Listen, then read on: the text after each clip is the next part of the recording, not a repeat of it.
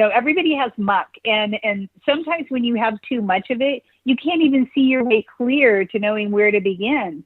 And that's the main thing that I find with clients is they don't know where to start.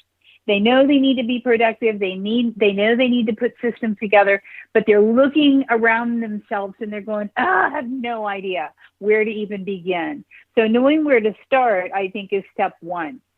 Well, that's great. So where is step one? Where do you start? I can just see there's piles of papers or stuff. And if someone like you, and I'm not necessarily picking on you, but if someone comes in with all good intentions to help get organized, says, well, what about this? And you're like, oh, no. I like that pile just where it is. I mean, how do you overcome that?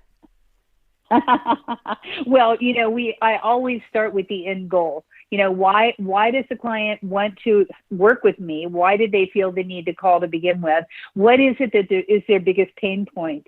And once I know that, I can begin to kind of edge around the surface of their desk or the emails in their inbox. I can kind of figure out what's their biggest pain point, and we start there.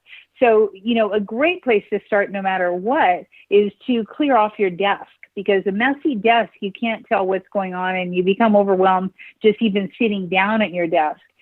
My rule of thumb is to have 60% of your desk surface open for business. That's what I always say. If you have 60% free and clear, you'll have the ability to think more clearly about what you need to do for that day. So I always start on the surface, and some people are very married to their piles. I will admit that some people are like, don't touch that pile. It's like, well, let's at least move it a little bit away from the surface. Perhaps we could, start slow and do a side table with paper piles in the exact order that they are used to having them. But at least having the desk surface open for business is step one always. Well, that's really interesting, because instead of 60% clear, I have to admit I'm guilty of maybe 6%. I'm missing a zero there. But